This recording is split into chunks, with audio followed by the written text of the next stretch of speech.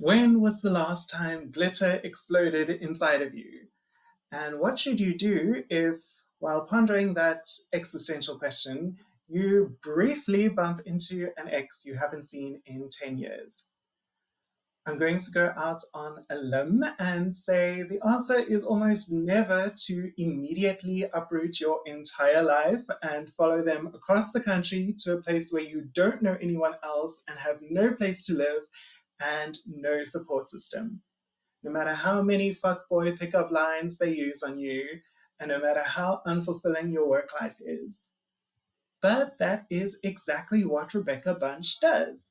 And somehow she manages to be so clever and charismatic and musically and comedically talented that we can't help rooting for her and her very bad decisions. That's right, in this season of Intersectional Psychology, we're analyzing the representation of mental health and psychology in the CW musical dramedy TV series Crazy Ex-Girlfriend. And on this episode, I've got two expert guests to help me start. Let's get into it. Aurora Brown and Intersectional Psychology acknowledge the traditional owners and custodians of country throughout South Africa and their connections to land, water, and community. We pay our respects to their elders past and present, and extend that respect to all Indigenous people listening today. Intersectional Psychology. We're all so broken inside. Glitter just happened to explode inside of me. Representation of psychology and mental health in Crazy Ex-Girlfriend Season 1, Episode 1. Josh just happens to live here. Hosted by registered counsellor and trainee clinical psychologist Aurora Brown, with special guests, registered counsellor and trainee clinical psychologist HuiMei Lulu, and actor, singer, and director Richard White.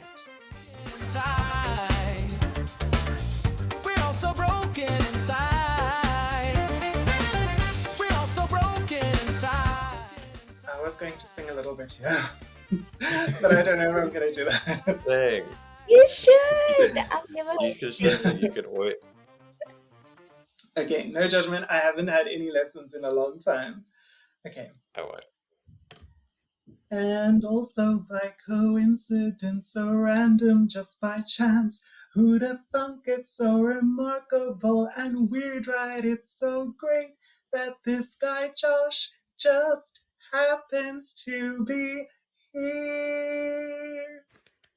What a beautiful harmony and moment between Rebecca and Paula at the end of the episode. Welcome back to Intersectional Psychology for this brand new season I'm calling We're All So Broken Inside. I'm Aurora Brown and I live 2 minutes from the beach, 4 in traffic. I mean, I guess it would be if we ever had any traffic here, but we don't. Now, before we go any further, let me introduce my two guests on this episode. HuiMei Lulu is a registered counsellor and trainee clinical psychologist in Cape Town, South Africa. HuiMei, welcome to the podcast. What can we know about you? Hi everyone, my name is HuiMei, but you can also call me Lulu, and so weird, right? Like Aurora said, I am an HPC SA registered counselor and currently training to be a clinical psychologist. One fun fact about me, I am the type to listen to music very loudly as I drive and sing along as well. So if you ever stop next to me at a red robot, I always look like I'm having the time of my life. I love that. I'm exactly the same. So if we do ever stop next to each other at the traffic light, like roll down your window and we can sing along together. Mm-hmm. And now for my other guest, Richard White is an award-winning singer, actor, and director of stage and screen based in Vancouver, Canada. He's also a vocal coach and occasionally a musical theatre camp counselor. Hi, Richard. Welcome to the podcast. Hey, thanks so much for having me. This is so cool. Content note. This episode includes mentions of suicide and mental illness. While we do approach these topics with care and respect, Some descriptions and themes may be distressing. Please prioritize your well being. Feel free to skip this episode or come back when you feel better resourced. So weird, right? Orientation to Crazy Ex-Girlfriend, or as we like to call it, Sex G. Let's start with you, Richard. What is your relationship with Crazy Ex-Girlfriend? So, being someone who loves musical theatre and is a musical theatre performer myself, when this show first came out, all the musical theatre nerds jumped on it. And so it was kind of an unavoidable thing. Since Glee, I think anytime anything like this came out, it was just like, oh, this is our time, this is our show. So it was an unavoidable watch for me. I did only watch, I think, the first season. I don't think I got any further than that. I think I got distracted by the other plethora of shows out there and everything. But I've seen pretty much every single musical clip from the show as they've been sent to me or been passed around on social media and all that. And yeah, I think the I'm always game for a show that celebrates camp musical theater performance. And so I think on first watch, this definitely was more of a, oh, it's just a city show, musical theater show, instead of something that was commenting or trying to on something very serious or some very serious topics. But I feel like we also studied this in college at one point in some kind of like elective or something like that. So I feel like it was kind I of could bleeding imagine through my that. college experience. Yeah, for sure. Yeah, I mean, there are like over 150 songs in the full like extent of the show. And I'm glad you were the first person to bring up Glee. Because, yeah, that was, I guess, I don't know, like one of the first musical TV shows Yeah. that us theatre kids had. But Crazy Ex-Girlfriend, what kind of sets it apart is that it's all original music that Yeah. is, specifically written for the characters and also commenting on society, whereas Glee is very much kind of like jukebox musical Yeah. vibes. Yeah, for sure. Lulu, what is your experience with Crazy Ex-Girlfriend? So I've never heard of it until I was asked by Aurora to watch it for this podcast specifically. Um, and I'm watching it for the first time, and I was taken by surprise by it. I wouldn't call myself a theater kid. I think I've always wanted to be, but I like growing up, I've only ever watched musicals that were very commercialized. So Glee for sure, love that. High School Musical, Camp Rock, that was my era. Only like recently have I been getting more into it, because one of my really close friends, she's very much into theater, and Wicked, I was obsessed with it, and only started getting into Little Shop of Horror. I think that's what it's called. Love Suddenly Seymour. So yeah, basically only know the more popular side of theater. Cool. What did you think of Crazy Ex-Girlfriend on your first watch? So far, I felt entertained and also intrigued and just curious about what's going to happen next because I've only watched the first episode so far. Cool. Um, Great, thank you. Well, thank you for watching it and for being here. I I only started watching Crazy Ex-Girlfriend during the pandemic, and at that point, all the seasons were on Netflix. Yeah, I loved it. I watched all four seasons back to back, kind of binged them. I mean, you didn't really have anything else to do during the pandemic. And then getting ready for, like, obviously I enjoyed all of the music and the social commentary, but I also identified with a lot of the characters, and I love the sense of humor. I like the creator, and the main cast of the show are all millennials, and I feel like the humor is very millennial. It Yeah, and a lot of the references are like from my childhood, which I love. So, but then when I thought about, okay, delving into it here on the podcast, I started watching it again, and with a much more critical lens, and a lot more knowledge as well as a mental health practitioner. Recapping the plot of Sex G Season 1, Episode 1. Josh just happens to live here. Crazy Ex-Girlfriend was created by Rachel Bloom and Aline Brosh McKenna. The first episode of Season 1, titled Josh Just Happens to Live Here, was written by Rachel Bloom and Aline Brosh McKenna. It originally aired on the CW network on the 12th of October 2015. The primary characters that we are introduced to in this episode are Rebecca Bunch, portrayed by Rachel Bloom; Josh Chan, played by Vincent Rodriguez III; Paula Proctor, portrayed by Donna Lynn Champlin; Greg Serrano, played by Santino Fontana; and Daryl Whitefeather, portrayed by Pete Gardner. This episode features 2 original songs: West Covina, performed by Rachel Bloom and written by Rachel Bloom and Jerome Kurtenbach, and the Sexy Getting Ready song, performed by Rachel Bloom, written by Rachel Bloom, Jack Dolgen, and Mike Geyer.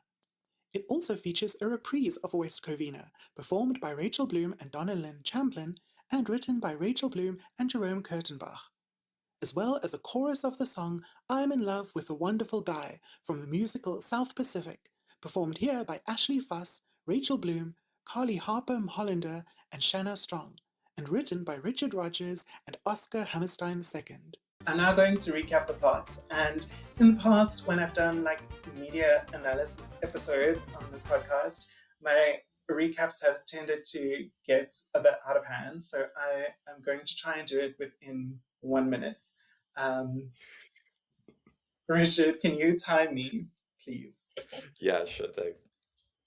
Okay. And just a heads up for the listeners, this episode of the podcast will only include spoilers for episode 1 of season 1 of Crazy Ex-Girlfriend. We might vaguely reference or hint at things that happen later on in the series, but we are focusing on this pilot episode. And I might ask Richard a bit later at the end of the episode to kind of talk about some of the music later on in the series. Okay, so starting the recap. We open on 16-year-old Rebecca Bunch and Josh Chan at the end of summer camp, where they met and began dating. Josh breaks up with Rebecca, calling her weird and dramatic. 10 years later, we see Rebecca working as a successful lawyer in New York. She has a panic attack when she is offered a partnership with her Manhattan law firm and realizes that she isn't happy with her life. Just when she's wondering what to do, she sees Josh Chan on the street. The first time in 10 years. He tells Rebecca that he enjoyed the summer they were together and compliments her looks, saying he let a good one get away. Josh then says that he's moving back home to West Covina, California, because people seem happier there. Rebecca moves to West Covina, hoping to rekindle their relationship. She meets Greg, a friend of Josh's who is clearly into her. Greg invites her to a party and tells her that Josh has a girlfriend. Meanwhile, Paula, a middle-aged paralegal at Rebecca's new workplace, is suspicious of her and figures out Rebecca's reason for moving by snooping through her computer. She follows Rebecca to the party to confront her about her obsession with Josh. Paula tells Rebecca that she is in love and calls her brave, not crazy, for making sacrifices for true love. How did I do?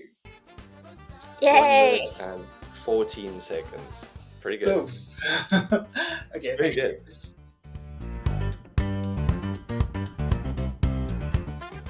In that moment, it was like everyone was my mom.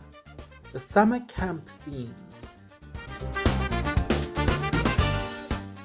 Okay, so let's start with the opening scene in which Rebecca performs in the chorus of a summer camp production of Roger and Hammerstein's South Pacific, and then she gets dumped by Josh at the end of camp. Now, Richard, you actually played Lieutenant Joseph Cable in a production of South Pacific here in Cape Town in 2019. Which Wow. Aurora you were also in. Wow. Well, yeah. We were in the Yes, I production played. together. Oh, yes, I played a radio operator, so my role was more of like a cameo performance. Although I was the one who announced the death of your character. Spoiler for the 77-year-old musical, South Pacific. Pivotal. Yeah. Yes, that was a major turning point in the plot, so was I a guess major my turning character point. was not the most important in the whole show. But this song that Rebecca has a cameo in is called I'm in Love with a Wonderful Guy. Richard, of all the musical songs in all the theatres in the world, what is the significance of them using this song to introduce us to Rebecca? Well, I think that firstly, just setting up the idea of like this like musical camp, or like just whatever camp this is. I don't know if it's like specifically a musical theater camp or like a talent show, but it's such a strange and like hilarious choice to be doing like South Pacific of all the shows that possibly exist. It's not necessarily like the most like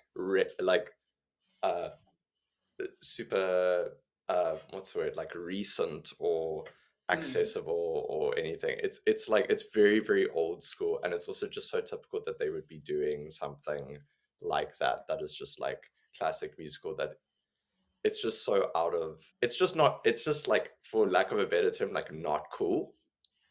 And so to set up her character from the beginning, like having like braces and singing South Pacific and not even having the lead part, she has like one little solo and she like milks it. It's like you're already immediately getting the sense that like she like is obsessed with the spotlight, but maybe is not achieving that, and is also just not necessarily like cool in like a normal sense. If you'll excuse an expression I use, I'm in love, I'm in love, I'm in love, she's in love, I'm in love with a wonderful guy. Yeah, she has one line in the song, and then afterwards she's talking about like, now when I sing my solo, I'm like, oh. Yes, it's very like it's very classic, like musical theater nerd really, really wants this thing, but maybe it's just like not, it's just not like, it's just not talented enough, or is just like not working hard enough, is maybe more focused on the prize rather than like the process and the hard work and getting better and stuff like that, you know, not really focusing on the process. Not to get super deep into it, but yeah, you're getting from the get-go like what this character is, I think. Who she is, yeah. Also, the idea of a summer camp is very American. It's not something we have in South Africa, but you have attended one of these camps. So, like, what is the demographic of a musical theatre camp? So I went to a sleepaway musical theatre camp last year for the first time ever, having only seen this like in films and TVs and films and TVs, in film and TV, and getting to experience it was really, really wild. It was like an incredibly special experience, I must admit. Like it was a week in the woods in like Souk on like Vancouver Island, and it's just like a bunch of teenagers that just love musical theater, but like the most interesting kids and the most fun kids and really sweet kids is at that. But it was funny because there were so many kids like the protagonist in this show that are just like really hungry for this thing, right? And like we had a talent show at one point, and it was like you could see the kind of like this desire to like impress, and this desire, even though it was just a talent show at a camp, that doesn't really mean anything in the grander scheme of things. It is supposed to just be fun. Yeah, but there's like a real earnestness there, and I think a big desire for like validation and approval that is at least very like evident in Rebecca's character, and we get a little bit about that where she kind of speaks about, you know, her mom didn't come to watch her production, but when she sang her solo, she felt like everybody watching was her mother. Um, and just that, like, yeah, you get a lot about her character just from that line. Lulu, what stood out to you about Rebecca and about Josh from the scene at the camp? It's very interesting for me to hear about Rich's like point of view, because I obviously looked at it not from a musical perspective. Immediately, what stood out for me was the contrast between his family and how they treated him versus how her mother was treating her in that moment. Just and immediately connecting how her upbringing must have been to her reaction versus like Josh, someone who, well, what it looks like, seems like he grew up in a home where love is embraced. Like there's a scene where he was hugged by his parents, if I'm remembering correctly, and it just seems so warm and welcoming, versus like Rebecca's mom that was already like shouting from the get-go.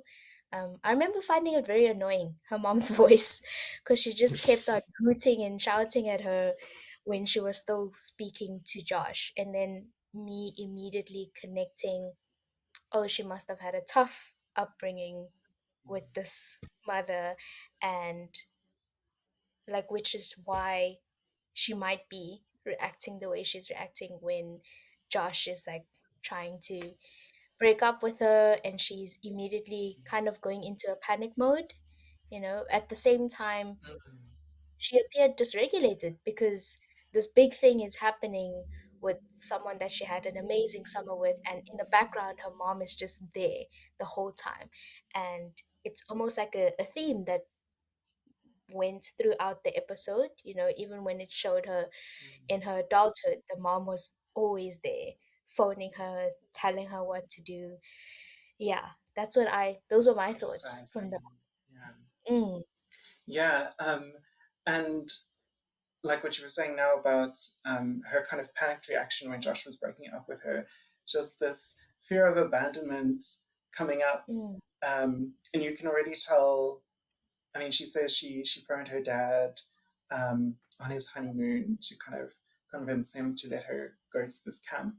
Um, so you know that her parents are divorced or separated, and um, yeah, like you say, you can tell there's a lot going on there with her parents, and um, her not maybe getting the love that a child needs at home. Now, Crazy Ex-Girlfriend was originally developed for Showtime, which is like a premium cable channel in the US. So the content was like originally much dirtier and more risque, and they had to rework it quite a bit and make it more family friendly when it moved to the CW, which is like a mainstream broadcast network. But I'm still impressed by how much it pushes the boundaries of what we're used to seeing on mainstream TV. Because, I mean, there are two mentions of suicide in the first 15 minutes of the first episode of the show. Like, Rebecca weaponizes a threat of suicide to manipulate her dad into sending her to camp. And then her mom tries to shame her, like you were saying, when she's an adult and she moves to West Covina, her mom tries to shame her and manipulate her by saying that her suicide attempt in college was just a bid for attention. And all this is happening when Rebecca is throwing bottles and bottles of prescription medication into the garbage disposal. So very early on, we get an indication that she has had severe mental health challenges in the past. And we've spoken now about some of the challenges that she might have, the relational challenges she might have experienced with her parents growing up, and possibly having a formal diagnosis as well. When was the last time you were truly happy? the New York City scenes. But I'm getting ahead of myself now. So let's go back to New York and Rebecca's reaction to finding out that she's being promoted to partner. Lulu, how would you describe that reaction? I think that definitely was another scene that stood out for me, and I was looking forward to speaking about it today. First, before we get into the reaction of Rebecca's reaction, I think I forgot the name of the lady she was speaking to, like the one that was letting her know that she's getting the promotion. Yeah, that's Linda. Or Laura. Okay, Sorry, Laura. Linda or Laura, she described Rebecca as, "Oh, you're the most hardworking here. You're always here 24/7, and your life is your job." So that already stood out for me. Rebecca, you are the hardest working young lawyer we have ever seen. You work 24/7. You've never taken a sick day. We know that this job is your whole world. These are just some of the reasons that we'd like to offer you the position of junior partner. A lot of people go through stress and burnout. It's quite a common topic that's out there, but people tend to minimize the impact of it. I think because it's been a lot on social media, and I feel like people are like, "Oh, I'm just burnt out, it's fine, it's a regular thing." And almost like this thing of being a hard worker has been romanticized. I don't know if I'm using the right word. Mm. And not to say that being hardworking isn't valuable. I think I myself has been described as a hard worker quite a lot. Um, but that already stood out for me because I started thinking, the impact of this job that she's had, and how much she's pushed herself into becoming this very successful lawyer. How has it impacted her mental health in that sense? And then leading to her reaction now, I feel like kind of made sense, provided that she has been working so hard, like your life has just been your job. So it's almost like she had a realization that, shit, my job shouldn't be my whole entire life. So I mean, I don't agree with it, because a bit impulsive to just be like, okay, cool, bye, I'm leaving this job that I've been working so many years for. But it also, the reason why I'm like, it makes sense, because when you're under so much stress continuously, and so much pressure, especially, I feel like, again, I've only watched the first episode, but I feel like a lot of that pressure comes from the mother as well. I feel like a lot of pressure came from the mother as well. And so once you're under so much pressure, it's almost like one day you wake up and you're like, fuck all of this, I need a change, I need a new thing, because I can't be doing the same thing 24/7. Yeah, those were my thoughts. Yeah, I can really relate to that as well. And you're right. The way Laura was describing her, she had no work life balance. Like her entire existence was this job. And even before she got to the office, when she kind of wakes up in her apartment, all of those websites that she was searching were things like like how little sleep can a person survive on, and all of these really I don't know, depressing and like scary kind of websites that also indicates how much she's putting into the job, coupled with the fact that she starts seeing all of these butter commercials asking her when she was last truly happy, and that bringing like that question to the front of her mind. I mean, it makes sense then that she would have kind of a panic attack, thinking, "Oh my gosh, this like I can't spend the rest of my life going at this pace. I need to." But you're right. Moving across country is not um, necessarily the right answer for that. It could just be putting some boundaries into place and even continuing at that job, even taking the promotion.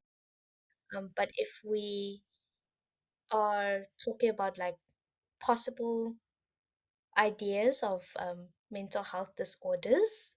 A few of them did pop in my mind, and again, we are not diagnosing, and um, I think it's shown a few typical symptoms that we may see in patients with borderline personality disorder or bipolar disorder. And I'm using the word typical because like it's a show, you know.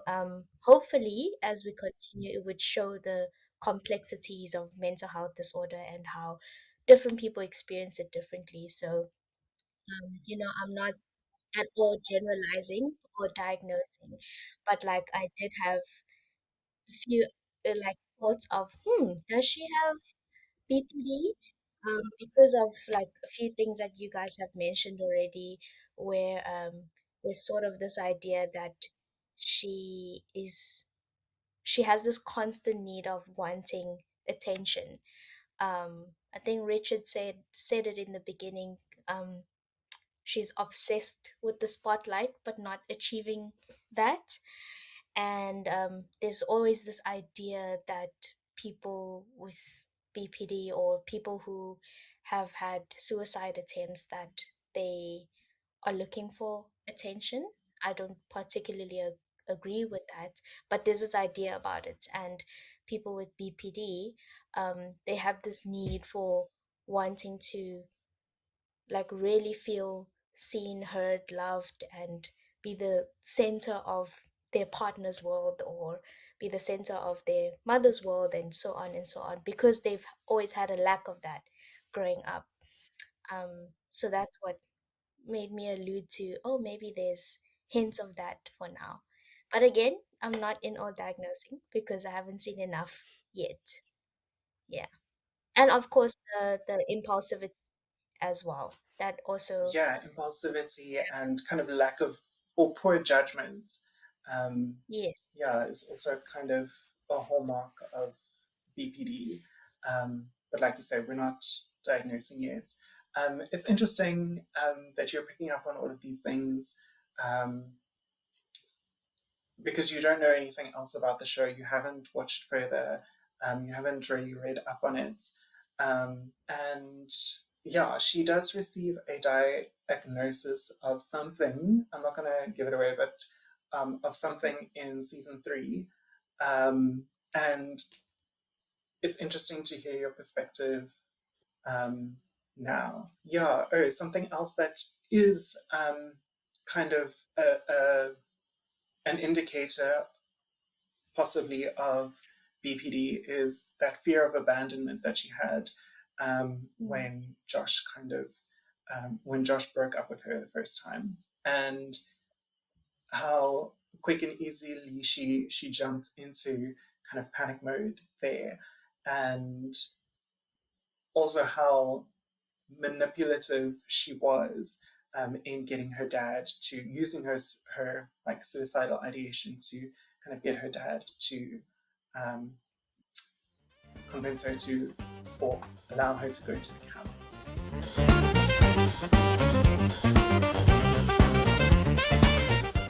I'm hopelessly, desperately in love with West Covina. So let's move on to the West Covina musical number. So now this is just after she's met Josh, just after she's like quit her job and told Linda she's going where dreams live, or told Laura. West Covina, California. In my soul, I feel a fire, 'cause I'm heading for the pride of the Inland Empire. My life's about to change. Oh my gosh. 'Cause I'm hopelessly, desperately in love Richard, can you tell us a bit about this West Covina musical number? Well, it's this whole it's this whole trope of like entering this new world, right? It's Glinda and Alphaba going to like the Emerald City, you know. It's like going to this magical place where dreams are made of, as you said, and like, you know, this is where it's all happening, the hoi polloi and everything, but it's West Covina, and it's like, okay, it's like, it's not even LA, you know, it's like, as they say, 2 hours from the beach or 4 hours with traffic. It's like, she gets it, it's like a guy like flipping a sign, and like that's the kind of those are the attractions. It's like there's not much happening. It's a what's it called? It's I can't think of the word now. It's But it's not a glamorous place. And like, I think one of the first lines when she gets out of the taxi, she's like, the sparkle on the concrete ground, but it's like sparkle this on the broken concrete. bottle that's lying there that is sparkling. Yeah, So yeah, she's very much like idealizing it and romanticizing it as this totally, escapist place. Yes, you're 100% totally. right. Yeah, there's another show where it's like, I mean, I'm thinking of it, it's not referencing this, but like in Shuck the musical, which is like a pretty recent musical, the protagonist, she moves from like this like little farm town to Tampa in Florida, and the same kind of thing. It's the same kind of thing, and it's, you know, this whole thing of like moving to, but for her it's a little different because it is a step up. Like it's not from New York to West Covina, like, you know. So in that way it's that. But yeah, on the town, definitely. I mean, it's in so many.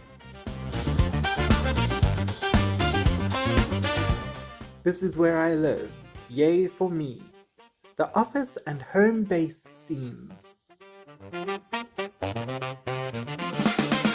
Moving on to Greg, what I found very interesting was that scene where they are at the house party, and you know she's very obviously there because she wants to see Josh, but also she didn't want to go to this house party without someone being there, because I mean without going with someone, because then maybe she'd potentially look quote unquote crazy, uh, you know, moving across the country Actually, to I think she would have been fine, like going to the party on her own. She would have just like bumped into Josh and been like, "Oh hey, you go here. Like I know this guy too," even though she's never met him. But like, because when Greg told her about the party, she was like, "Oh, is there like a paperless post I need to respond to or anything?" And he was like, "No, I'll come pick you up like a date." And he was kind of angling for them to go together, but she was kind of like, oh, okay, I guess. And then she was like, okay, I can use this guy to get closer to Josh. I don't know. That's how I read the exchange. Oh, so the reason why I had that my perspective is because she had already been waiting a few days for Josh to respond to a text, which he never did.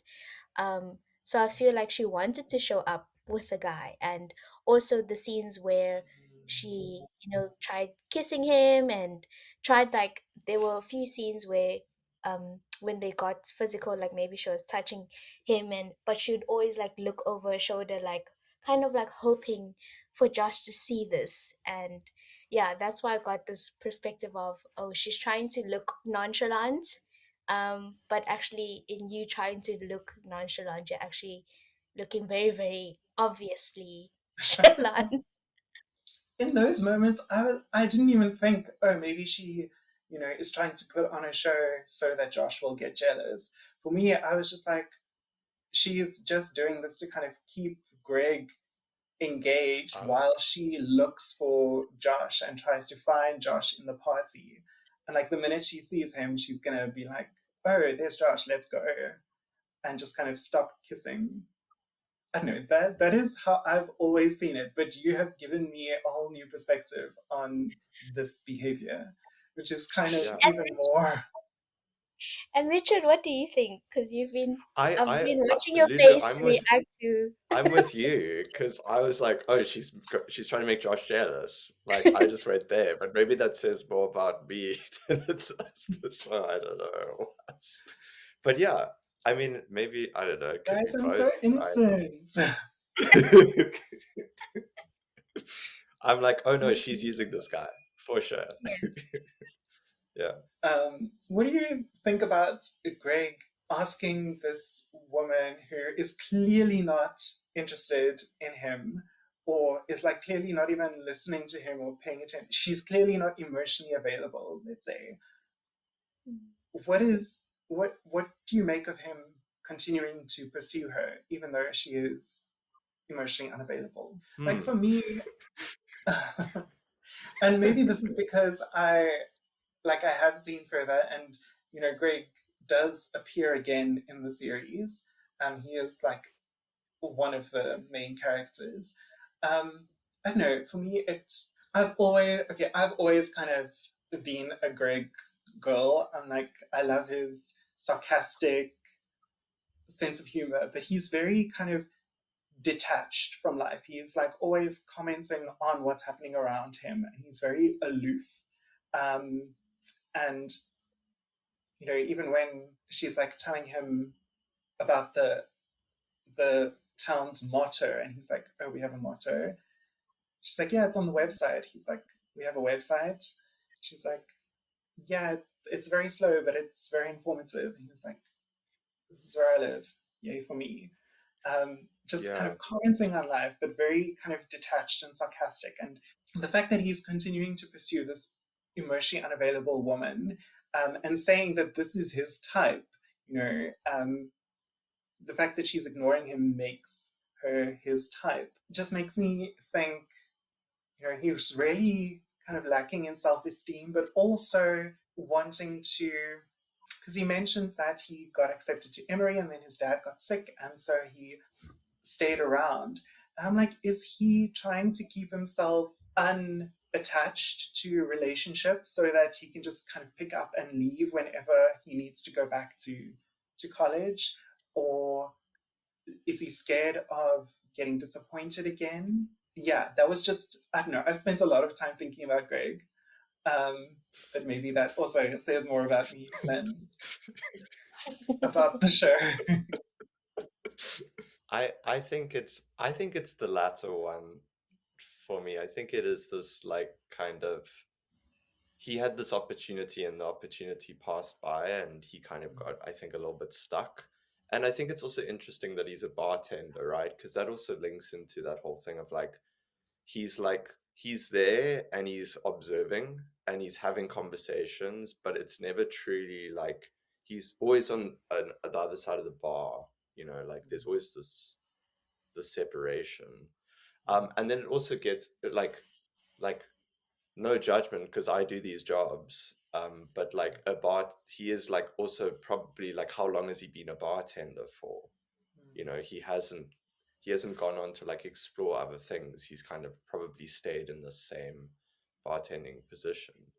There's nothing wrong with that, but just like in combination with what we learn about him, you do get the sense that he's kind of just like treading water, and then Rebecca comes along and suddenly it's like, oh, new girl in town kind of thing, and she's emotionally unavailable. He's like, cool, this will be an adventure, but it's nothing I have to really commit to or get super involved with, and I do think it is that whole thing of like, if I do get too involved, if I do open up too much, if I do try and go for a different experience and try something new, like it might not work out. I might get disappointed, and that's going to be hard to deal with. Yeah. I really want to move on to like the sexy getting ready song, but while we're talking about Greg, can we just go back to that moment where she bumps into Josh on the streets and how he kind of like flirts with her, like saying, "Oh, if I'd known you'd turn out to be so successful and hot, like I would never have broken up with you. I, let a good one get away." But meanwhile, he has a girlfriend back in West Covina this whole time. Like, I don't know. The first time I watched the series, I didn't even question that. I didn't even think about it again. But now I'm just like, Josh, what are you doing? Who? What? The what? Mm. I didn't Lulu, like talk that. to me.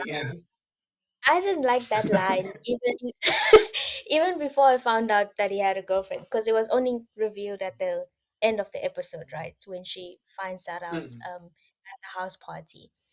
Because, it sounded very, oh, like I It's regret like breaking up with. nagging, basically. It's baiting, Yeah, I yeah. regret breaking It's up very baiting. because you turned out to be successful and hot. Like, are those the only qualities that you look for in a person? And in that moment, I was sort of like, you know what? I'm glad you guys broke up, because clearly this was not gonna work out. But like you said as well, and then like finding out that he had a girlfriend this whole time, I'm like, why, man? Why? I think, and that happens a lot in real life. People Mm. flirt. They often get away with it by saying, oh, I'm just a flirtatious person. I'm not, I'm still very loyal. I'm not, you know disgracing my partner in any way. But then you could get yourself into situations like this in the show, where someone um might take your words very meaningfully and think, oh, this might lead to something, potentially a relationship. Turns out to you, it was just like words you were saying. Yeah. Yeah, because he wasn't. He was giving in every indication that, oh, if he had been staying in New York, then this could have gone somewhere. This could have been something. So it makes sense that she's like, oh, well, then if I'm in West Covina, then maybe things will go somewhere. Yeah, I'm really, and again, no judgment, like we've all been there, but the way she kind of feels, the way she like, how sad she feels when she finds out he's a girlfriend. Like she doesn't get angry, she gets sad, and then she's like, and okay, now I'm skipping ahead again. Let's go to the sexy getting ready song first before we get to the end.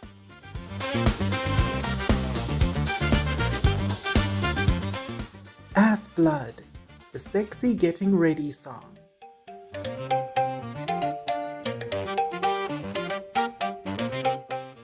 Yeah, Lulu, talk to me about the sexy getting ready song. What did you, because I feel like, okay, this is the first episode of the series. It's trying to tell us what this show is going to be. Um, and I think the show is one of the best shows I've seen that is actively like making meta commentary on what is like happening. It's not just showing us these relationships and society. It's commenting on society and it's commenting on the behavior, even as the behavior is happening.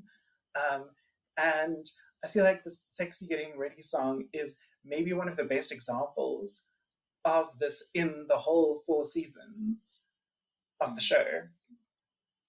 But what did you make of that, having watched it for the first time? A first I make everything shiny and smooth. Oh yeah. 'Cause I want my body to be so soft for you. I'm gonna make this night one you'll never forget. 'Cause boy, I know you like an hourglass silhouette.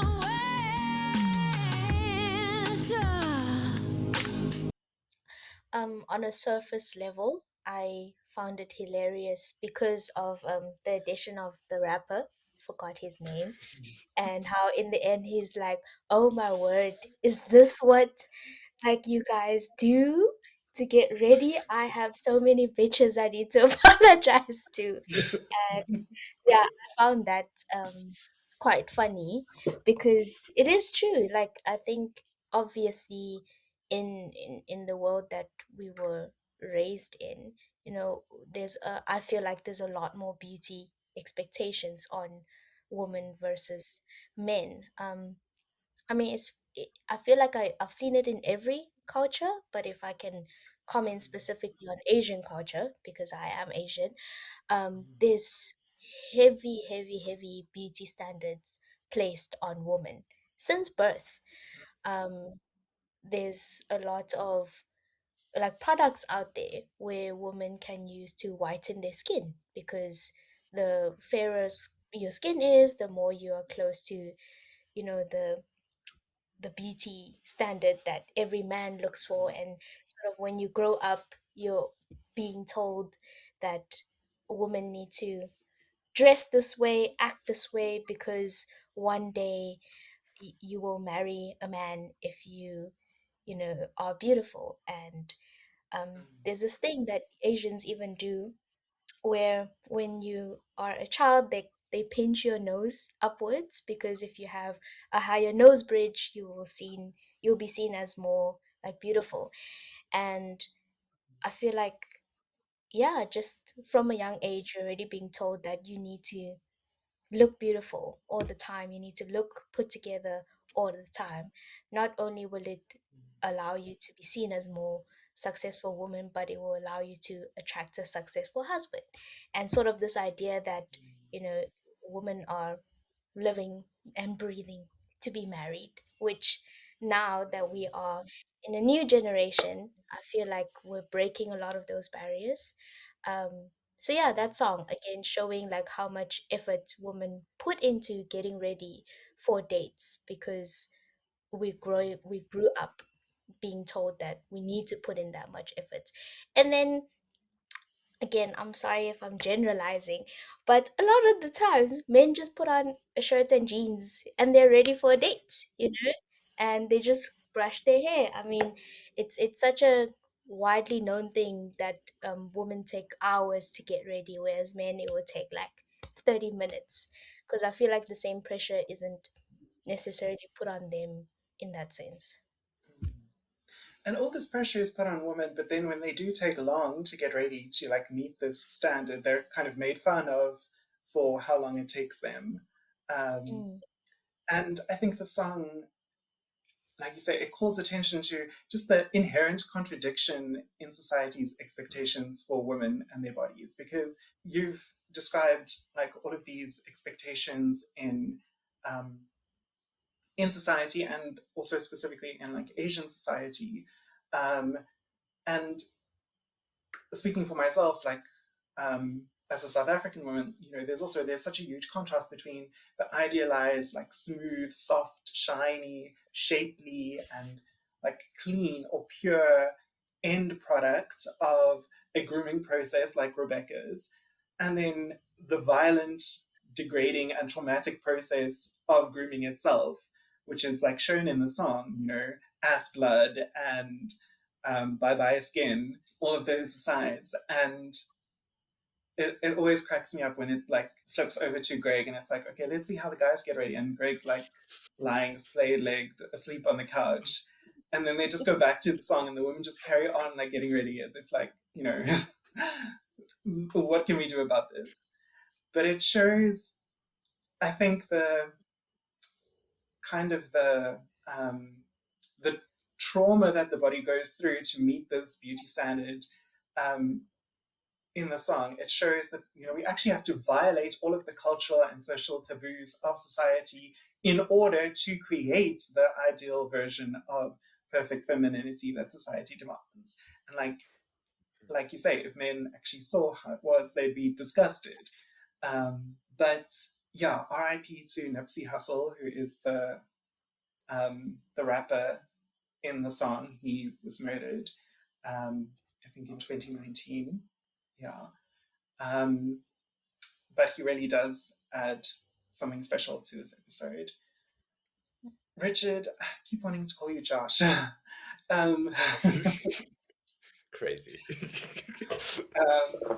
Tell me about the sexy getting ready song as like from a musical perspective, and then from your perspective as a guy, not a rapper, but a guy.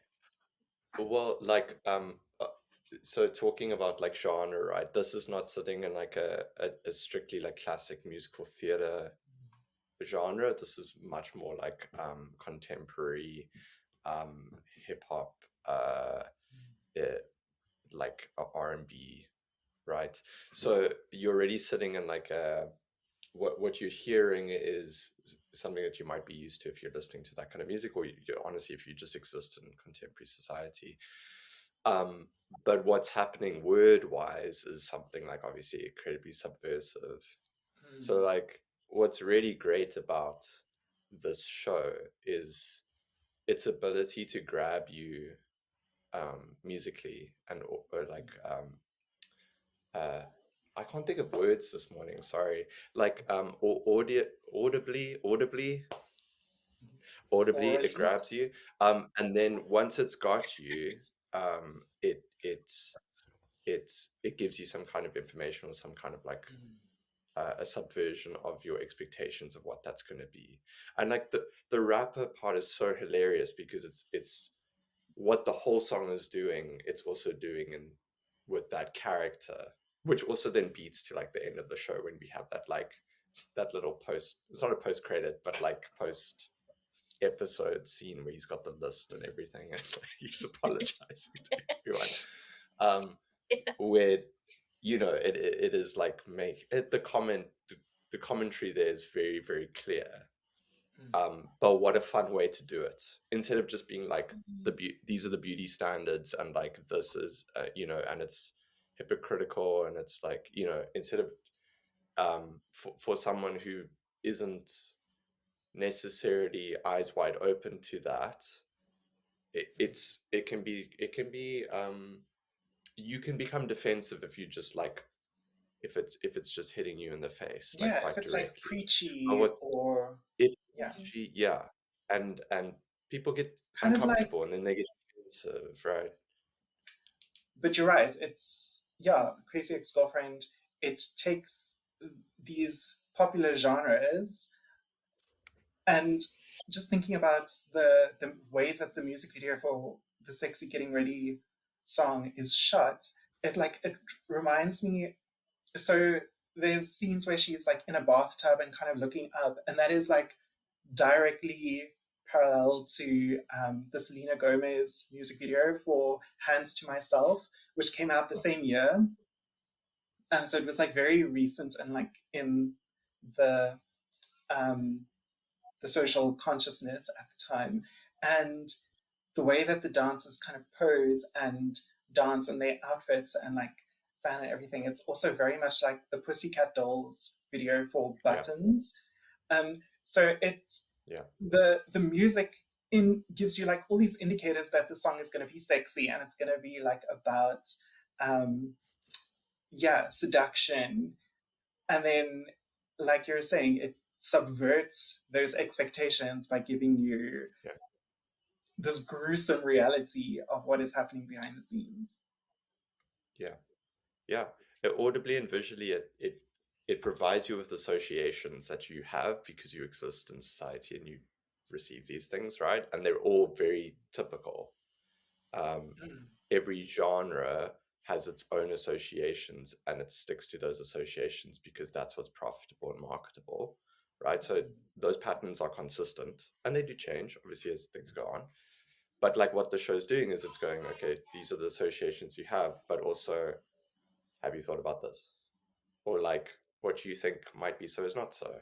And it's very clever, because it makes it like, it makes something that can be inaccessible if you are not down to clown and to listen and to have a conversation. If you're not down to do those things, it's a great way of like pushing you in and being like, kind of bringing you into the conversation.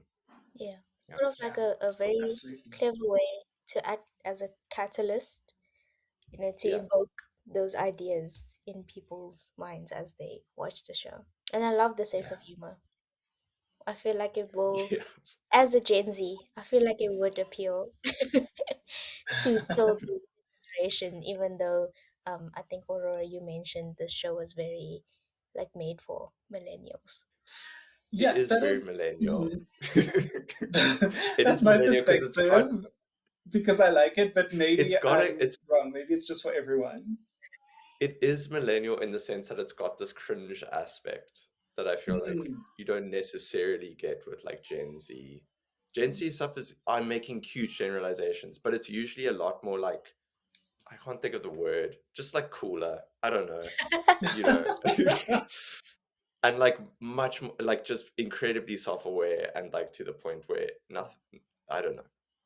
I don't know enough about Millennials this are stuff, but it just very has that feeling, earnest. Yes. the earnestness, and it's like it's just like a little bit like, okay, you know. Yes. But that's what's funny, and it obviously makes the topics that it talks about, yeah, again, accessible because because of the earnestness of it. Yeah. It was fun as well, and I think I also just wanted to say that getting ready and taking time and like beautifying yourself, it can also be very fun. I do it myself, so I think it also showed that part of it is that yes, it might take a lot of work, but we've also made it fun. It's a huge part of girlhood. That's why a lot of girls, like, before we go out, we get together. We bring 5 bags over to someone's house because we've made it a fun thing to do. And yeah, it's a huge part of girlhood as well. And I guess, in a sense, like us taking back that power of, oh, we're not getting ready to look beautiful for someone. We're doing all that and putting in all that effort because we enjoy it ourselves. So I thought of that as well, because it wasn't like Absolutely. yeah, it And there's wasn't that portrayed. moment of kind of like sisterhood in the song as well, where one of the dancers has to help her into her Spanx and like pulling her up. And And that definitely yeah, it's happens. Like, everyone's asked their girlfriend, "Hey, can you zip me up real quick?" So yeah. But anyways, moving on to, I think you mentioned the house party scene.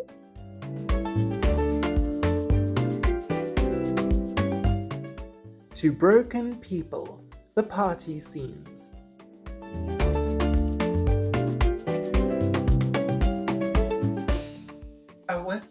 I wondered if you had any more thoughts on the final house party scene with Greg, where they're in the bedroom and they're kind of making out, and she finds out that Josh has a girlfriend, and then they're about to leave, and then she finds Paula. Because like what struck me now, and I think I missed this the first time I watched it, but after she finds out that Josh has a girlfriend, and she starts crying, and Greg is like, "I don't think you should be here.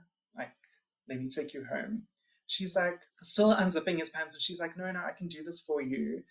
And I was like, it kind of broke my heart, because she, even though she's like into Josh, and she's pursued him this whole time, and she's not really into Greg. Like, she just has this almost pathological need to kind of please and keep him interested and appeased and around, even though she's not really interested in him. And she's still like kind of offering to give him a blowjob, like, even though, she doesn't really want to, and he is kind of like, "No, let me take you home." It, Mm, yeah, it really struck me this time watching it. mm. I was really relieved when he was like, "No, let's not do Mm, this. Let me take you home." And he insisted upon it, because I think he was like in two minds about it. He was like, "Oh, should I? Shouldn't I?" But that again is typically a response to trauma. What mm, they refer to as fawning. You kind of mm, people please, because when you are people pleasing and, like you said, abandoning your own needs to make sure that other people are okay, it sort of prevents them from reacting in a negative way. So you'd rather, ahead of time, make sure that this person is happy, because you are scared of how their reaction would be should you not please them. And yeah, so if anything, I was just glad that it didn't lead to a scene where they ended up going further and she ends up not feeling okay after, maybe engaging sexually with him. Absolutely. And like I agree with you. And um, I think also there's kind of in the back of her mind just this not wanting to be alone, and maybe even keeping him as a backup until the thing with Josh works out, just so that she like kind of has someone, because I think she is someone who does not want to be alone, or cannot like take being alone. And maybe that's also why she kind of threw herself into her work so much, so that she didn't have to confront these feelings of loneliness and isolation. And yeah. And then, just when we think that Rebecca has kind of reached the bottom after she finds out that Josh has a girlfriend, we move back to West Covina to be with. And it seems like she is going to have to face her search for meaning and, confront all of her choices. Paula comes along and says, "No, you made all the right choices. You're inspiring. I'm going to enable your dysfunction." See the blood rushing to my cheeks. Hear the sigh when I try to speak. All our cares will disappear. West Covina, California. I don't know what happens next, but all roads point to this magical text. It's time to kick it into high gear. First, tell me, what do you guys think about this moment in the episode that we leave it on? Richard, would you like to go first? Yeah. I mean, what it does is it sets up the rest of the season. I mean, it's a pilot episode, right? So if it was like, oh, she's like realized she's made a mistake and like she goes back to the story's over, it's boring now. So the fact that Paula comes in and kind of like continues this thing, it's like, okay, well, what chaos is going to, continue from this point onwards? And it's also interesting because then I have questions, because I'm like, oh, I want to know more about Paula now, because like, what is happening? Why is this behavior and then they start singing together, and I'm like, okay, I'm hooked. Like, I need to know more about Paula. I want to see more of this dysfunctional relationship that they've just formed. So it is really just like kind of creating all those little cliffhangers that keep you interested, just from like the making of it point of view. Yeah. But And it I did make me love, intrigued. It's surprising. She does kind of yes, just like come out of left field in a way. I love Rebecca's expression when Paula starts singing as well. She's like, someone speaks my language, and like we're on the same page. Yeah, it just, that kind of feeling of being seen and being recognized, and someone sharing Yeah. maybe her delusion. Yeah, meant so much to her. Lulu. I remember when Paula first like started encouraging her and like basically saying, "Oh, you're doing such a great thing." My first thoughts were, "Girl, bye, Paula. What have you been experiencing that you are agreeing with this behavior?" But like Richard shared, the show must go on, so they have to build some chaos leading into the next episode. So at the same time, although I was like, "Girl, what?" I was like, I need to watch more now. Yeah.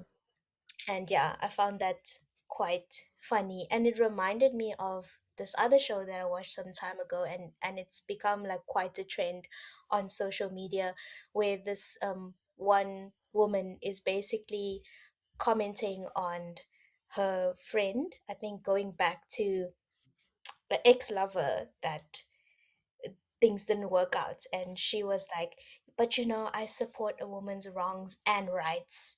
So it reminded me of that, because Paula was almost like that person, being like, "Yes, girl, go for it, regardless of what the consequences are. You're doing it for love, so all is well." Yeah. When she says, now I know that what you did for love, for true love, like that phrase true love is such a it's such like a fairy tale phrase that it just immediately unlocked in my mind, like, oh, okay, this is beginning, the discussion on the fairy tale narratives about love that we all, but especially girls, are kind of taught from a very young age, of like the prince is going to come and rescue you, and like, true love conquers all, and true love's kiss, and blah, blah, blah. And this discussion about these narratives and how they impact our choices and impact our lives, I think becomes like a recurring commentary in the series. So I am really looking forward to seeing how that progresses. Rating Sex G Season 1, Episode 1 on the Fanon Test.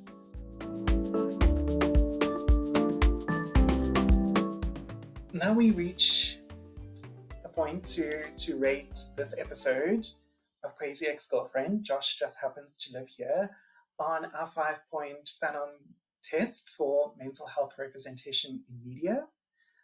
If you want to know more about the Fanon test and how it was developed, you can check out the episode of my podcast that will be linked up here. Follow my face, my hand. But so let's look at the first scale, the Cooper scale.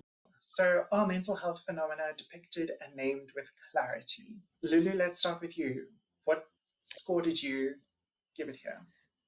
I said 0.2, depicted but not named and not clarified yet. But it makes sense because, again, it's only the first episode. So we've seen ideas, but we don't know what it is yet. We don't know if it is a mental health thing. But yeah, I think I was just curious in what people would think, who like people who aren't in the mental health field, like what they would, because I think for those of us who are in the mental health field, it's very easy for us to pick up on things or make inferences on things. Yeah. Yeah, Richard, you're not a mental health practitioner, so I'm going to give my score first, and I want to put you on the spot. So I started out at 0.25, and then I scored at 0.5, but I didn't write down my reasoning here, and I'm like, why did I go up a whole quarter point? But I think what kind of tipped it, or like made me round up to 0.5, is like she mentions suicide. We can see like she's Googling things about like sleep dysfunction. And you can also see her when she gets to West Covina pouring her many prescription medications down the drain. And we don't know if those are, like for a physical ailment or for a mental health condition. But presumably if it was like a physical ailment, she wouldn't be disposing of the medication.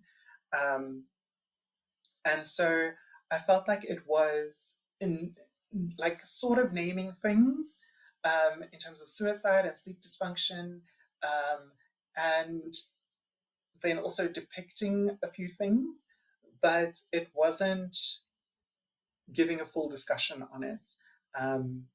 So it doesn't get a whole point. Yeah, from me. Richard, how do you feel?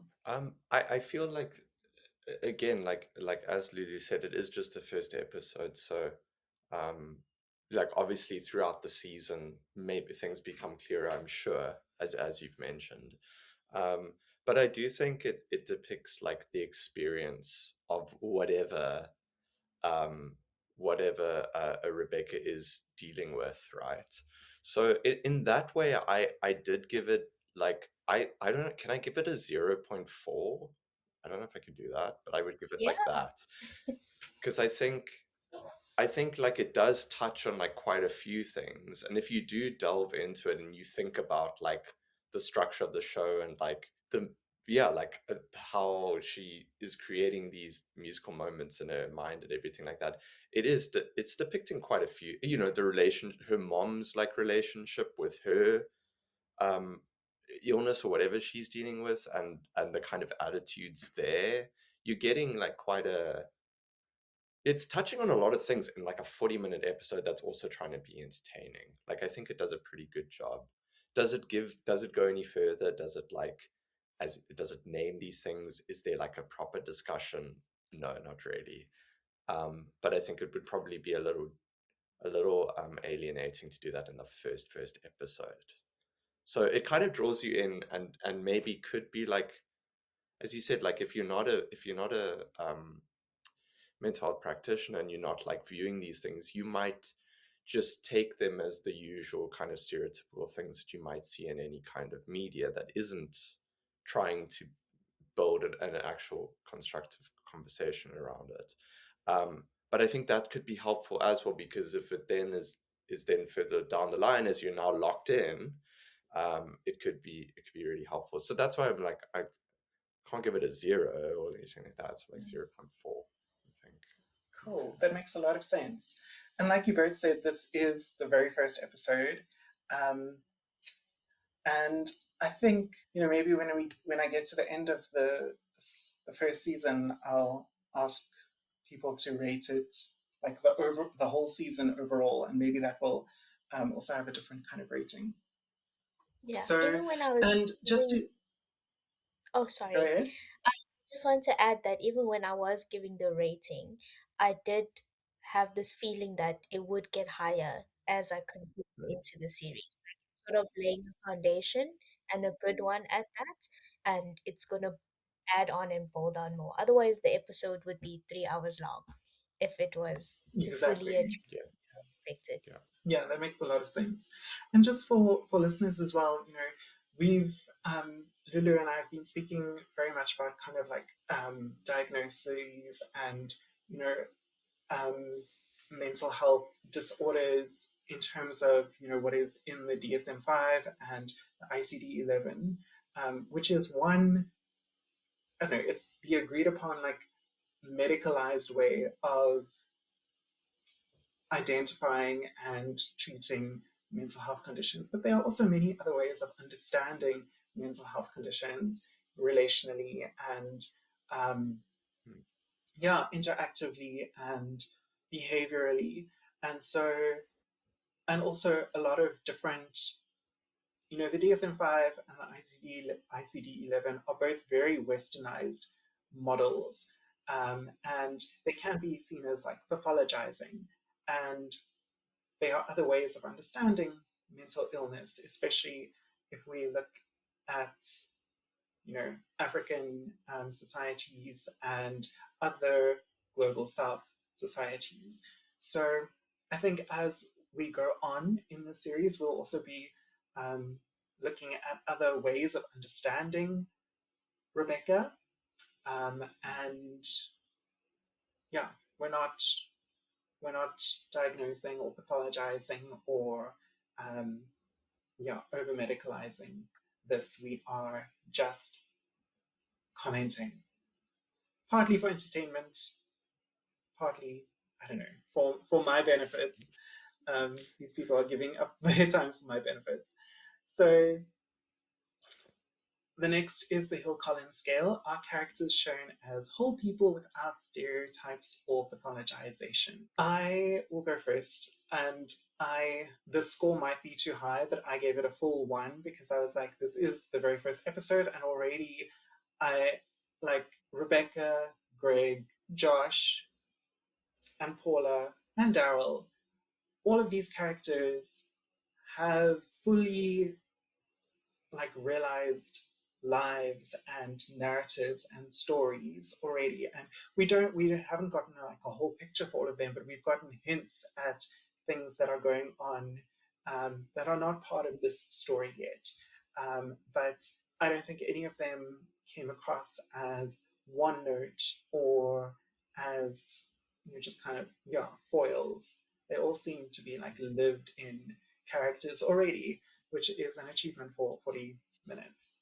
I don't know. What did you think, Lou and Richard? Lulu, do you want to go first?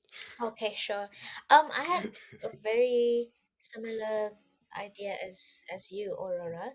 I actually gave it a 0.3. which is quite high for me. I am quite a strict. I told in the past I'm very strict when it comes to marks.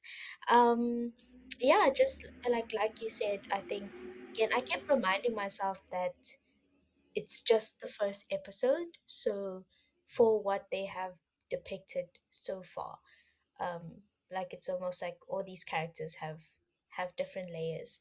But I think it also speaks to me because I'm often the person that's always like, okay, this person may be showing up now in this way, but what is their context, what is their story?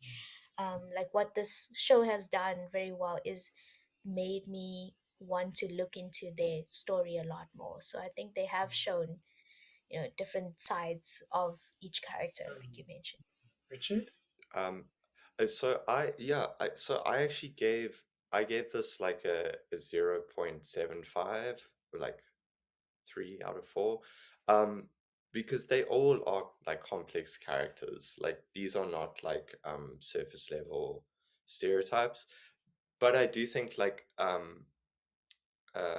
if you weren't like like breaking it all down, like some of them could come across as being slightly stereotypical, so that's why I didn't give it like a full one. But that's mainly just because we don't learn enough about all of them.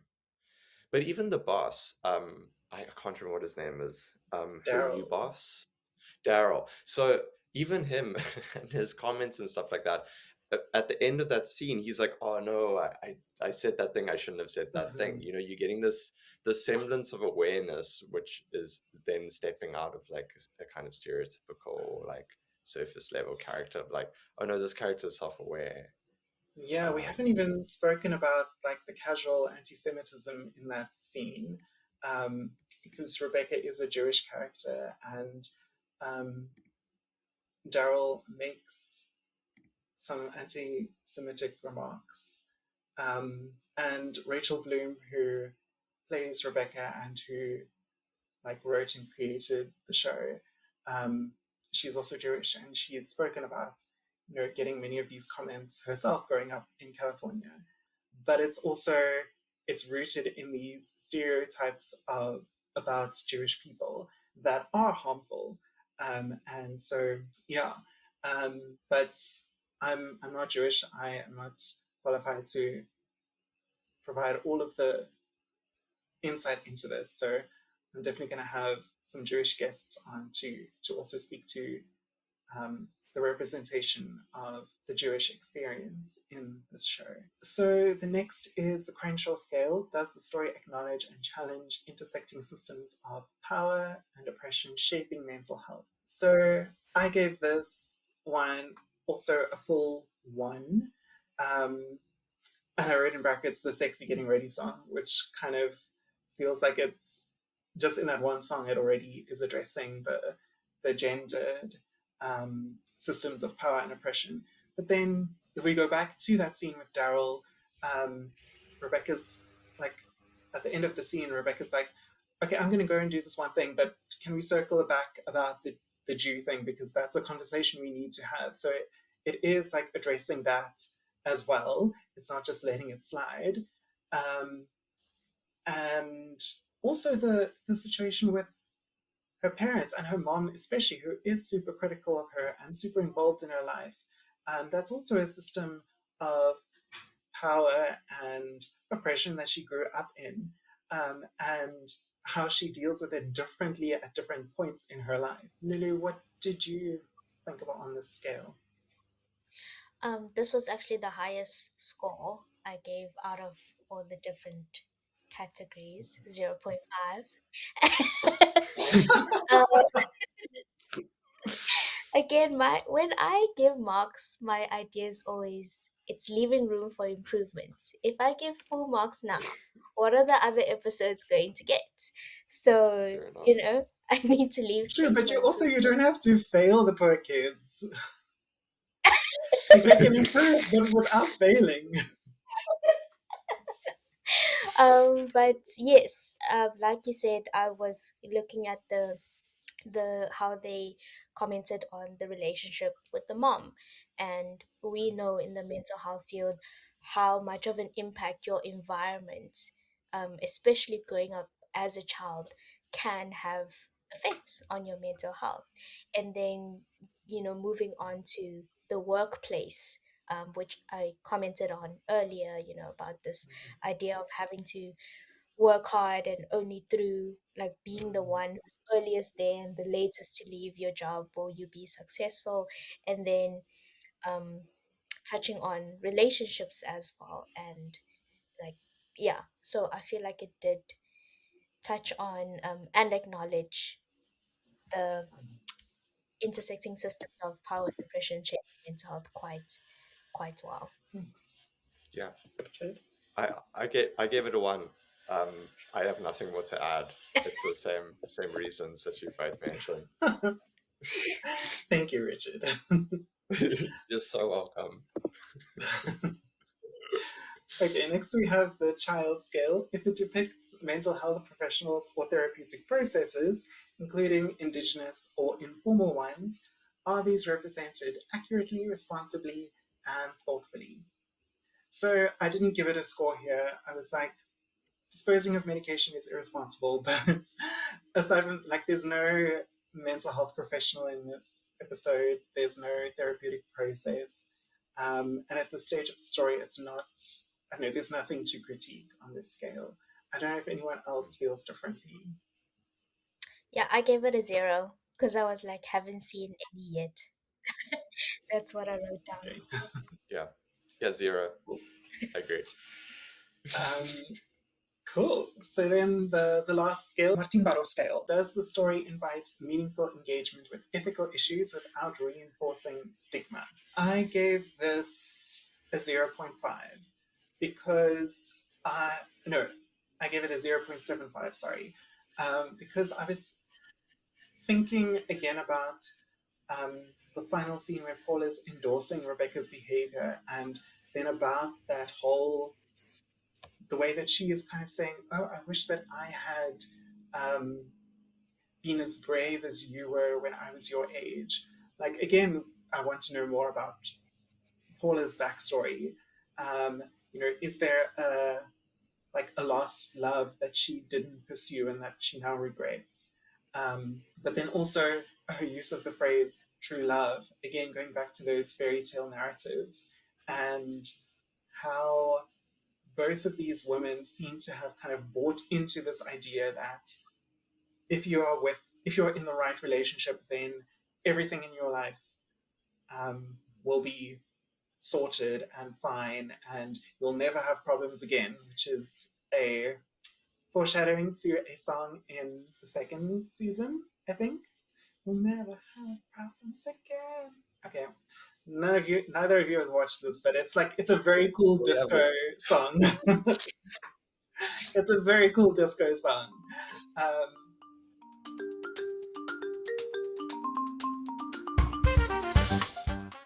the series is called Crazy Ex-Girlfriend, but this episode never once reinforces that idea that Rebecca is crazy. Like, it doesn't buy into this ableist language. And crazy is an ableist term. It's a very problematic term, but the crazy ex-girlfriend is a trope that exists. And the series has a lot of empathy for Rebecca. And I am rooting for her, even though I don't agree with some of the decisions that she's made. So yes, that was a very long-winded answer. Lulu. 0.5 again for me. That's a high mark. Those were the highest marks that I gave. The key word for me here was, does the story invite? So the word invite, which is why I gave it, again, in my perspective, a high mark, because it does start already building that meaningful engagement with ethical issues. If you only watch the first episode and you don't watch further, then I'm like, okay, maybe you can walk away with some ideas of stigma. But again, it does such a brilliant job in making you intrigued and want to watch further. So for me, it does like start the conversations or the thoughts, ideas already around ethical issues. Yeah. Thank you, So, Richard. I gave it a full one, because I agree. Like, it raises a lot of questions in the viewer of like what's going on, who these people are, wanting to know more, um, and the way that it's framed and the way that it's presented, the approach that the show has to these things is accessible and it is fun. As Lulu said, like that, I think that is a key word in the show. Like their approach to this stuff is through like a fun lens, and that's like a really great way to like start any conversation, is like through fun. So yeah, I gave it one. Thank you. Yeah, I agree completely.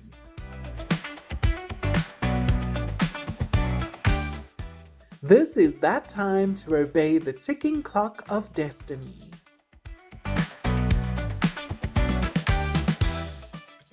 Okay. Is there anything else that you'd like to mention that we haven't touched on yet? No, just my takeaway is that I feel like Richard is in an academic context, he would be the lecturer that everyone wants, and I'd be the lecturer that nobody wants because I'm a strict marker. Yeah, maybe. And Richard's just like 100%, 80s, 90s, Yeah. let's I'd go. be like, you tried. You get an A. Everyone gets an A. Everybody gets it. Participation awards. And Yeah, for me, the students would be like, why did I get a 50? And I'm like, just because. yeah. You can do Totally. better.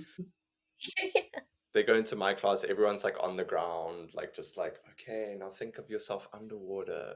Like, aren't you supposed to be writing an exam?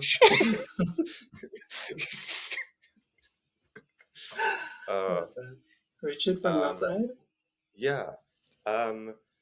This is a really fun show, and I think like it has a very clear goal and a very clear point of view, and I think it achieves it so well.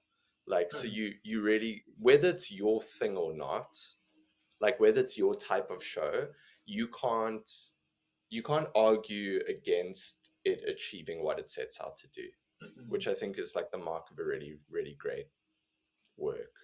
So I have a lot of respect for it and for everyone who was involved in making it.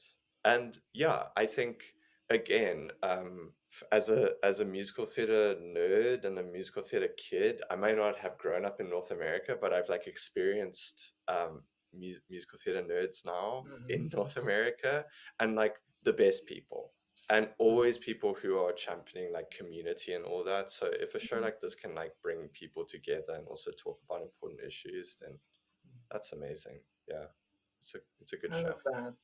That's such a beautiful note to end on. Lulu is coming back for our discussion of episode 3 of Crazy Ex-Girlfriend. Richard, do you have any favorite songs in the first season that you'd like to come back to discuss? It is Settle For Me in the first season? Yes. Okay, that's my favorite song in the show. That and I mean, does make me probably think of because you. we worked on it as well. Yes. So everyone who's listening, Aurora actually performed that song, and we rehearsed that song whilst we were doing vocal coaching sessions, and killed it, and it was so much fun. And so yeah, we should have recorded it. We didn't do that. Maybe we should have. It's only we should have. It's in our memories though. That's definitely my favorite. Also, just as like a kind of, as a jazz geek as well, and a kind of like that kind of classic Hollywood crooning jazz style that it pays homage to. Also, Santino Fontana is amazing, and yes, love him. So yeah, that's definitely one of my favorites, and it's just ridiculous, as are all the songs, but also just like touching on something really topical. Well, will you come back to discuss that episode? I think it's episode 5. Okay, I'd be down. Yeah. Okay. I'll get in touch. Where can listeners go to find out more about you and your work? Lulu, Sorry. Oh, me. Oh, sorry. I thought that question was for Richard. Like, We're done he was with me heading now. into We're that done talking about already. me. Um, No, I'm going back to Richard. Oh no. you shall not find me on social media. I'm very vegan, and I like to stay that way. I'm actually breaking out my shell a little bit by being on this podcast, but it's been very fun. I think the only place you'll find me is LinkedIn, because I am still a student in training, so I don't have any desire in me to be out there on social media just yet. Cool, thank you. And Richard? You can find me on social media on Instagram at Richard Lloyd White. Lloyd is with 2 L's. Yeah. Yeah. Shoot me a DM if you want to talk about anything, or especially for like vocal coaching, if anyone listening is interested in that. I do online classes. I've been doing that for a number of years now. But yeah, I have a link tree there that you can find all the information on. Give me a follow. I'll follow you back, I promise. Well, thank you both so much for being here. I really appreciate your time. And listeners, thank you for joining me on my passion project. I hope you had fun too. Now truly is that time to obey the ticking clock of destiny and move on to another point in time. But if you want even more of my conversation with Richard and Lulu, you can join us over on patreon.com/intersectional psychology.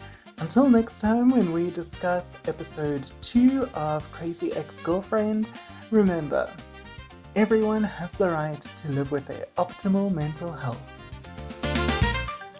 Thank you for listening to Intersectional Psychology. Intersectional Psychology, We're All So Broken Inside, is not endorsed by Warner Bros. Television, CBS Television Studios, Lean Machine, Webterfuge, Black Lamb, Rachel Does Stuff, or any of their subsidiaries. It is intended for entertainment and informational purposes only. Crazy Ex-Girlfriend and all names, pictures, audio, and video clips are registered trademarks and/or copyright of their respective trademark and/or copyright holders. Please follow or subscribe to the podcast to get every episode. If you enjoyed this episode, please rate and review Intersectional Psychology in your preferred app. It really helps other people find the podcast. This episode of Intersectional Psychology was researched, written, recorded, and edited by me, Aurora Brown. For a transcript of this episode, please see the link in the show notes on your podcast app or go to intersectionalpsychology.com. You can also check the website or the show notes for a full list of references for this episode. A video of this episode with closed captions is available on youtube.com/@intersectionalpsychology. To support this podcast and get access to bonus content, including additional episodes and interviews, as well as more guided mindfulness sessions, please go to patreon.com/intersectionalpsychology. You can also chat with me on Blue Sky at intersectpsych.bsky.social and Instagram, Facebook, or TikTok at Intersectional Psychology. But mostly Blue Sky. Aurora Brown and Intersectional Psychology are committed to the Sight Black Women Praxis. All episodes of Intersectional Psychology are for educational purposes only and are not intended to be a substitute for professional mental health advice, diagnosis, or treatment. I, Aurora Brown, am not able to answer specific questions about individual situations. Always seek the advice of your health provider with any questions you may have regarding a mental health condition. Never disregard professional medical advice or delay in seeking it because of something you have heard or seen on this podcast. If you think you need immediate assistance, please call your local emergency number or any mental health crisis hotline. Everyone deserves good mental health.